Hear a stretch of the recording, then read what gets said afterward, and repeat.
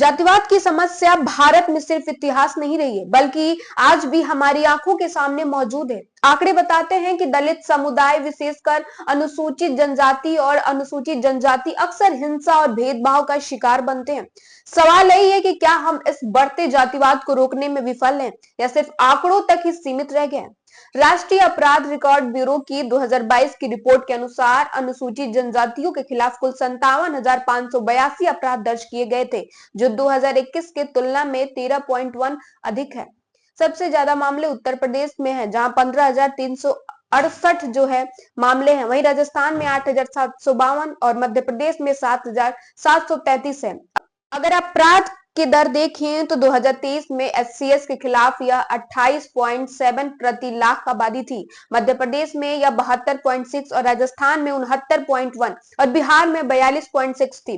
खासकर महिलाओं के खिलाफ हिंसा चिंता बढ़ा रही है। हर दिन औसताना 11 से अधिक दलित महिलाओं और नाबालिग लड़कियों के साथ बलात्कार के मामले सामने आए हैं। और सबसे दुखद तथ्य यह है कि इन मामलों में दोष सिद्धि पर दर बहुत कम रहती है, यानी कि अपराध अक्सर बरी हो जाते हैं और न्याय प्रणाली पर सवाल उठते हैं। जातिवाद सिर्फ अपराध तक ही सीमित नहीं है, सामाजिक भेदभाव आज भी बहुत अहम है।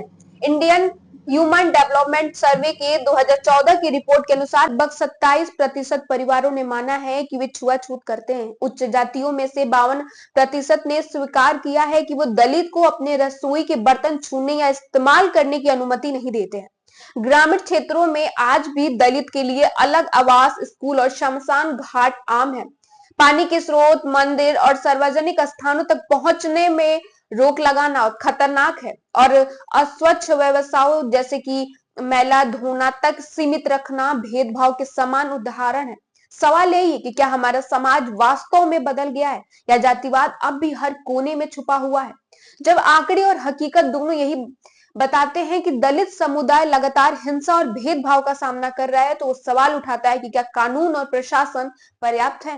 क्या सिर्फ रिपोर्ट और आंकड़े बनाना ही हमारी जिम्मेदारी है, या हर अपराध और भेदभाव की घटना पर क्या हम सच में सवाल उठाते हैं या चुपचाप स्वीकार करते हैं कि यह परंपरा है। अगर हम चुप रहेंगे तो क्या बदलाव कभी संभव होगा। सवाल सिर्फ अपराधियों तक सीमित नहीं है, बल्कि समाज की सोच और जवाबदेही तक फैला हुआ।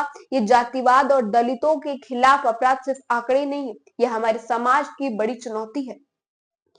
हमें सिर्फ देखना नहीं है, हमें सवाल उठाना है, कार्रवाई करना और समाज को बराबरी की दिशा में बदलना है। अगर ये वीडियो आपको सोचने पे मजबूर करता है तो इसे दूसरों तक जरूर पहुंचाएं, क्योंकि बदलाव तभी संभव है जब हम चुप्पी तोड़े और सवाल उठाएं।